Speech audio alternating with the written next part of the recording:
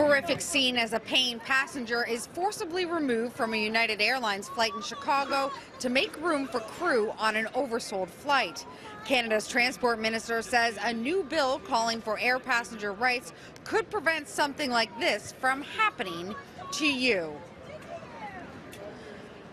I'm Cristina Howorun at Toronto's Pearson Airport, where passengers could soon be taking flight better protected by a passenger's Bill of Rights that'll set out what sort of compensation levels you should receive if your flight is cancelled, delayed, or oversold.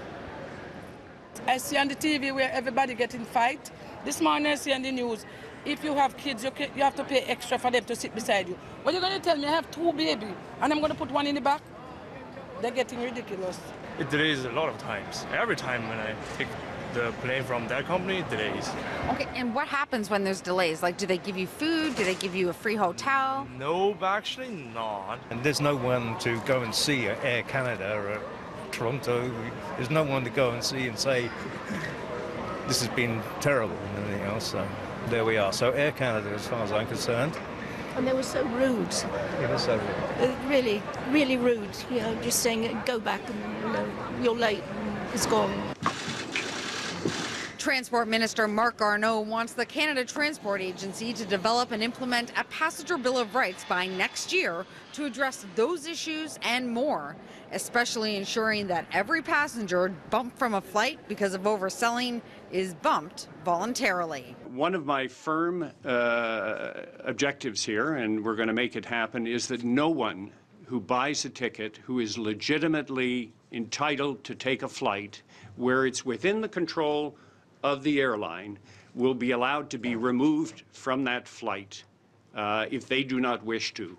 No, this is wrong. Oh my God, look at what you're doing to them. He's referring to the now infamous United Airlines incident, but he's asking for clarity and consistency and compensation when it comes to voluntary removals, something travel experts say Canada is lacking. I just think no matter what they cover, whether it's, the cancellations, the delays, the baggage issues, all of that stuff, what you want out of this is something consistent. Consistent between all the airlines, consistent between all people, so that every passenger, no matter what situation they face, the predictability of what they will receive is there or not receive, as the case may be, but at least there's consistency. The minister didn't say where those compensation levels should be set and shied away from committing to specific fine levels for those who break them. Details are still very much being developed, but Christie cautions this won't be the end to two full flights. Overbooking as a whole, unfortunately, I don't know whether it'll get rid of it or not. It is par for the course for most airlines around the world. It's a matter of overbooking is how they deal with their yield management. It's just part of the systems. It's how they make sure that they maximize. But what it should do is the people that get burned by that overbooking should be compensated fairly.